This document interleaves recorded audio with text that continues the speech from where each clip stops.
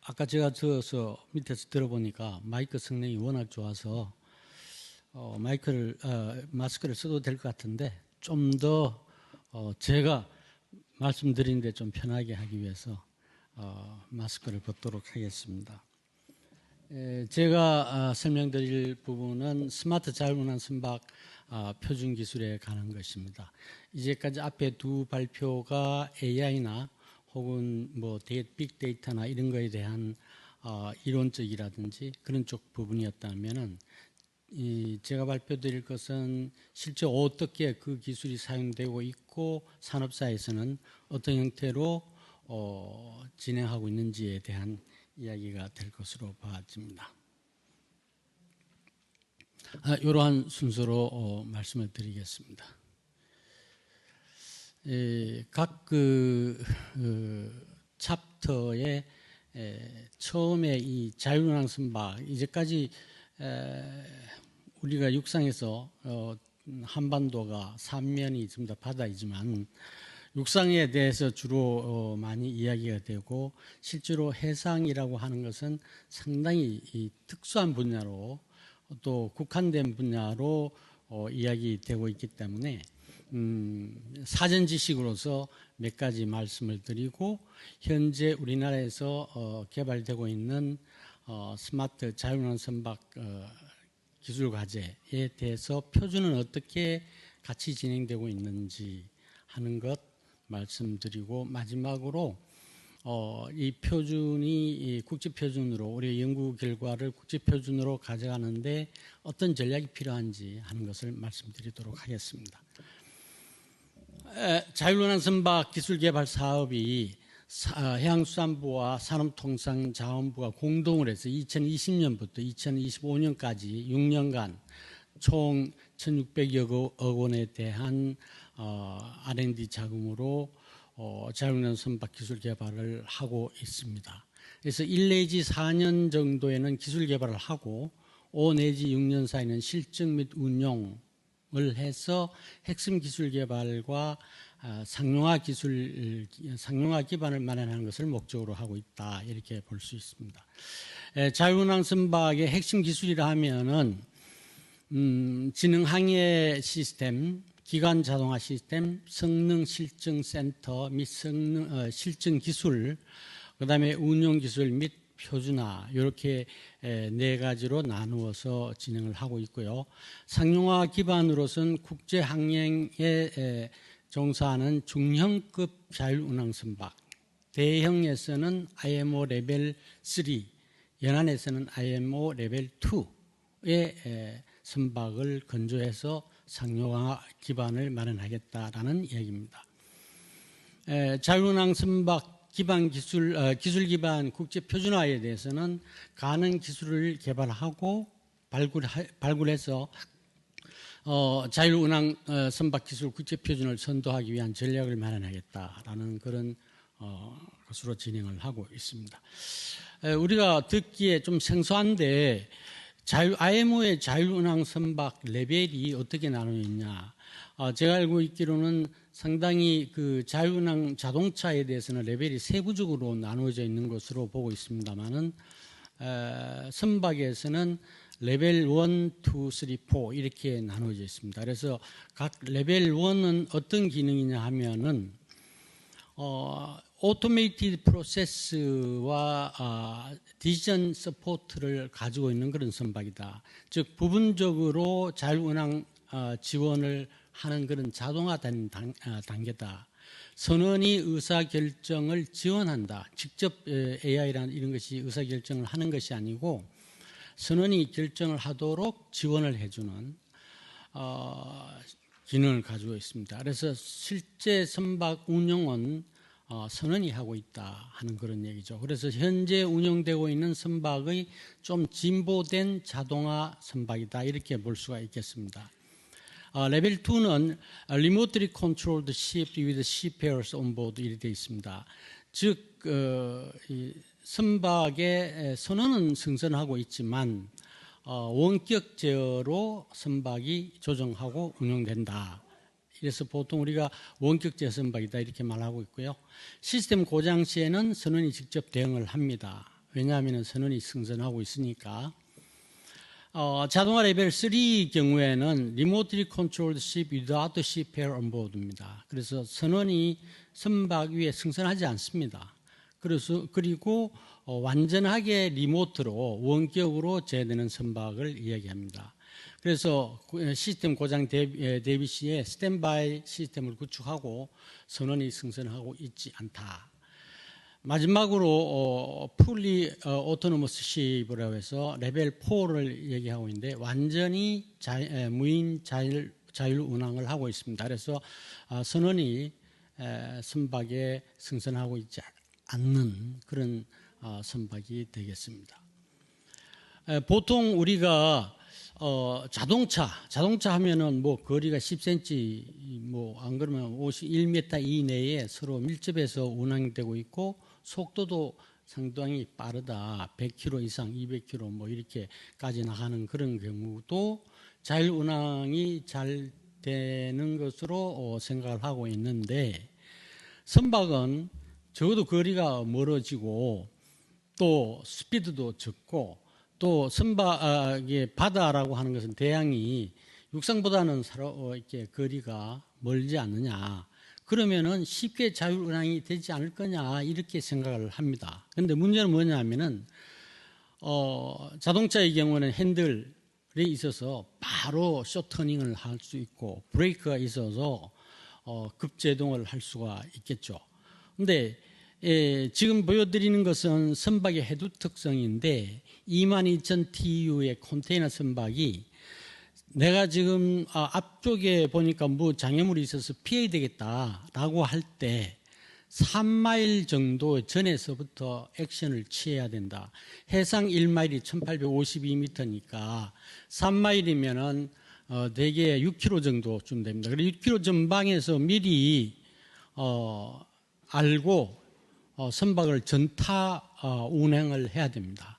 그래서 왼쪽이든지 오른쪽이든지 전타 운행을 하면은 한 3마일 정도 뒤에 비로소 한 90도 정도 터닝이 된다는 거죠. 이렇게 시간과 거리가 상당히 많이 걸리기 때문에 오히려 자율운항하기가 상당히 어려운 또 뿐만 아니라 선박 저렇게 큰 선박이 사고가 났을 때 해양오염이라든지 그 다음에 적재되어 있는 기중한 화물에 대한 손해라든지 이런 것들이 상당히 큰 이슈를 던져준다라는 이야기죠. 그래서 실질적으로 선박이 상당히 자율운항하기가 오히려 고속인 자동차보다도 더 어렵다 이렇게 볼 수가 있습니다. 우리 선박 쪽에는 표준을 만드는 기구와 공적 표준 기구하고 사실 표준 기구라고 나누면은 공적 표준 기구는 IMO, IEC, ISO, ITUR 뭐 이런 정도가 됩니다. 선박 관련해서 표준은 조금 육상에서 표준 제정하는 것과 달라서 IMO 국제해사기구죠. 여기서는 선박 및 항해 관련 국제협약을 만든다든지 그 다음에 선박에 탑재되는 장비 성능 표준, 즉 성능 표준 PS 퍼포먼스 스탠다드라고 하는 이것을 제정합니다. 그러면 IC는 TC80이 있는데 TC80 스코프가 선박에 설치되는 전자통신 장비에 관해서 IMO의 퍼포먼스 스탠다드에 따른 장비 시험 그리고 시험 결과 어떤 요구가 필요한지 하는 것에 대한 표준이 나옵니다. 그 다음에 그 이외에는 ISO TC8에서 항해 통신 장비 이외의 표준을 글로벌하게 만들고 있습니다. ITUR은 아시다시피 라디오니까 무선 통신 방법, 기술 주파수, 특히 GMGSS 해가지고 재난 신호 이런 것들, 재난 장비 이런 거에 대한 표준, 기본적인 무선 통신 원리에 대한 그에 대한 표준이 있고요. IHO는 해도 국제 수로기구니까 해도 관련 표준을 만들고 있습니다. 사실 표준의 경우는 IR라든지 NMEA, RTCM 각 성급의 규정도 있을 수가 있겠습니다. 앞서 지금 AI 관련한 어떤 국제표준기구의 워크그룹은 최근에 만들어졌습니다. 마찬가지로 이 ISO TC8 워크그룹 10 스마트 shipping인데 이 표준기구도 사실은 2017년 말에 논의가 되어서 2018년 4월에 공개 1차 회의, 워크그룹 회의로는 2차 회의가 처음 열려졌습니다. 의장국은 중국이고요. 중국에서 그때 어떤 그 스탠다드가 있을 수 있겠냐 하는 것에 대한 로드맵을 발표한 적이 있습니다.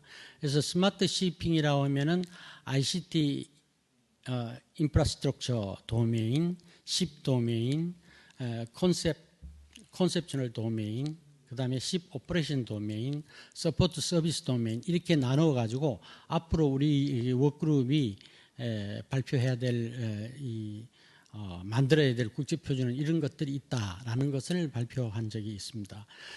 닥터 샤오팽 우는 워크그룹 10의 간사 역할을 맡고 있는 사람입니다. 실제 간사는 중국에서 맡고 있는데 같은 회의에서 서로 논의는 전혀 없었습니다만 제가 이 스마트 shipping은 어떤 기술을 가지고 있겠나 하는 것을 발표를 했었는데요. 우선 일단 안전항해가 필요하다. 안전항해에서는 루트 플래닝이나 모니터링, 트래킹 컨트롤, 컬리전 어보이던스, 헐 스트레스 모니터링, 그럼 오토노머스 매뉴버링 이런 기술이 필요하고 그린 에코십, 로 에미션 현재 IMO에서 간 문제가 되고 있는 그다음에 미니멈 스프레드 오브 바이오 오브젝트, 로 퓨얼 컨섬션, 에코노믹 매뉴버링 이런 것이 에코선박. 그다음에 IT 테크놀로지가 결합이 될 텐데 AI라든지 빅데이터 애널리시스, 시츄에이셔널 어웨어네스, 선박이 항해를 하면은 그 주변의 상황 인식이 어떻게 되는지, 오토 폴트 프리딕션 앤드 다이그노시스 고장 진단이죠. 프리벤티브 메인터넌스, 디시전 메이킹 서포트, 시스템 헬스 모니터링. 선박에는 전부 다 자동화된 기기만 나와 있을 거니까 이 기기가 과연 건전하게 동작되고 있는지 하는 헬스 모니터링이 필요하다. 가장 중요한 것 중에 하나가 사이버 시큐리티 모니터링이 또 필요할 거고요. 커넥션, 이 육상과 항상 선박이 떨어져 있으니까 연결이 되어줘야 됩니다. 그래서 리모트 컨트롤 하든지 모니터링 할 때는 커넥션이 중요하게 되어 있고 그동안 연구 개발했던 국제적으로 이 내비게이션의 MSP, 머리타임 서비스죠. 그 다음에 오토매틱 십 리포팅이라든지 웨더 포캐스팅 서비스, 미니마이즈 머리타임 디스트레스 이런 것들이 필요하다. 이러한 기술들을 전부 다 총체적으로 결합한 결정체가 스마트 shipping, 오토노머스 ship이다 이렇게 생각을 하고 저희들은 이쪽 부분에 대해서 표준안을 만들어나겠다라는 이야기를 제시한 바 있습니다. 그 뒤에 금년도 5월 달에 워크그룹 10에서 레졸루션 42로서 중국에서 앞서 얘기했던 로드맵에 대한 것을 오토노머스 십의 레벨하고 디시전 서포트나 리모트 컨트롤 그다음에 풀리 오토노머스 이러한 것들을 구분을 해서 카테고리 1, 2, 3를 나눠서 앞으로 어떤 표준을 개발하겠다라고 이야기한 적이 있습니다. 우리나라에서 실질적으로 6년간 개발을 한 사업을 보면은 지능 항해 시스템, 기관 자동화, 실증 센터, 그다음에 운용, 기술 운용, 표준화 이렇게 해수부 과제로서는 파란색, 산자부에서 주도하고 있는 연구 개발 과제는 이런 오렌지, 옅은 오렌지색으로 표시를 했습니다. 현재 ISO TC8에서 진행 중인 국제 표준은 워크그룹 4, 워크그룹 4가 머리타임 시큐리티고요. 워크그룹 10 스마트 쉬핑, SC6 내비게이션 앤드 십 오퍼레이션에서 개발되고 있는 표준들을 나열하고 있습니다. 워크그룹 10에서 스마트 쉬핑에서는 어프루브드 워크 아이템으로서 23816 요것은 우리나라에서 제가 제안했던 것인데 Secured Ship Network Based on IP 버전 6 실제로 IP 버전 6를 해양 계통의 해양 산업에 적용한 첫 번째 표준 제한 표준이고요. 또한 그 스마트 자율항공 선박에 가장 필요한 Secured Ship Network의 첫 번째 Secure 보안 네트워크이다 이렇게 볼 수가 있습니다. 그 다음에 그 SC6에서 제안해서 표준이 이미 된 ISO 19847과 848 요거는 일본에서 제안한 것인데요. 뒤에 잠깐 나오겠습니다만 일본에서는 SSAP라고 해서 스마트십 어플리케이션 플랫폼을 개발하는 사업에서 아주 적극적으로 국제 표준을 제시하고 제정하고 있습니다. ISO 16425라고 하는 것은 일반적으로 2013년에 만들어진 표준인데 이것을 새로운 관점에서 다시 개정도 작업을 하고 있고요. 그 다음에 SC11 인터모달 앤드 숏시 shipping 여기에서도 몇 가지 표준을 제정을 하고 있습니다. 그럼 우리나라에서 개발되고 있는 각 세부적인 사업에서 과연 어떠한 표준이 제정될 수가 있겠냐 하는 것을 보면은 자율운항 선박 기술 개발 사업 핵심 기술 이쪽 부분에서는 항해 주변 상황을 인식해야 됩니다. 사람이 없고 자동으로 선박이 항해를 하기 위해서는 항해 주변에 어떤 상황인지를 스스로 인식을 해야 되는데 아직까지 해상에서는 IMO에서 사용 기준이 법본 스탠다드가 안 나왔기 때문에 솔리드 스테이트 파워 앰플리파이어를 사용하고 있는 레이더, 즉 소프트 레이더, 전자 레이더라고 이야기를 할 수가 있습니다만은 이것 부분과 그 다음에 상황 인식을 알려면은 CCTV나 혹은 열상 카메라, IoT 센서, M2M 이런 것들을 이용해서 항해 주변에 어떠한 오브젝트들이 있는지, 움직임이 있는지 하는 것들을 데이터를 수집해야 될 거고요. 그 다음에 충돌 회피, 의사결정, 그 다음에 중요한 사업 꼭지 하나가 디지털 브릿지 플랫폼인데 디지털 브릿지 플랫폼에서는 데이터를 수집하고 분석, 통합하는 기술이 필요로 합니다. 따라서 데이터 교환 진행 표준에서는 아까 말씀드린 ISO 23816, 19847, 848 이런 것들이 있습니다.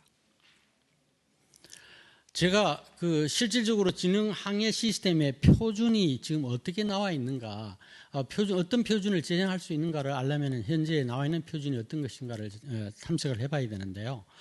검색을 되게 해보니까 관련 표준이 약 410개 정도로 검색을 해서 분석을 해보니까 SSPA 레이더 관련 표준은 주로 기상 레이더나 항공 레이더, 자동차 레이더에 많이 사용되는 표준은 나와 있습니다.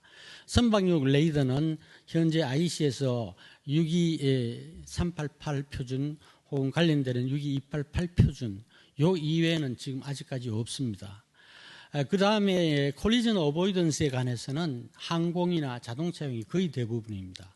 그 말은 무슨 말이냐 하면은 지금 우리가 진행하고 있는 지능 항해 시스템에서 선박용 항해 주변 인식을 하기 위한 여러 가지 장비라든지 그 다음에 콜리전 어보이던스라든지 이런 것에 선박에 적용되는 표준은 많이 만들 여유가 있다 이렇게 말씀드릴 수가 있고 가능 소프트웨어 표준으로서는 지금 충돌 예방 규칙이라고 해서 IMO가 만든 1972년에 제정한 콜레그라는 국제 표준이 있습니다. 이것을 기반으로 한 어플리케이션 표준이 제시될 수가 있을 것 같습니다. 그리고 항해 주변 상황 인식 데이터 수집 분석 관련 표준도 있을 수가 있고요.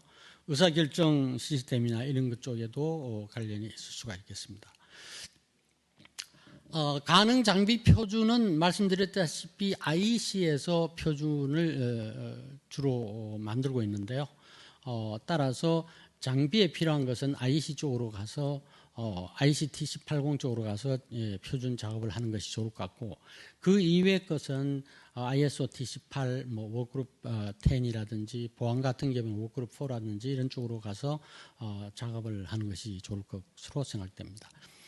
기관실 제어 통합 플랫폼에 관해서는 CBM, 즉 Condition Based Maintenance System 혹은 고장 진단 시스템 이런 것들이 지금 필요로 하고요. 국제 표준으로 나와 있는 것은 아직까지 없습니다. 단지 ISO에서 일반적인 ISO 13373 시리즈가 Condition Monitoring and Diagnostic of Machine 해가지고 진동 센서를 이용한 표준은 있습니다. 그러나 그 이외의 것은 아직까지 발견된 적이 없습니다. 그래서 앞으로 우리가 많이 표준을 만들 수 있다.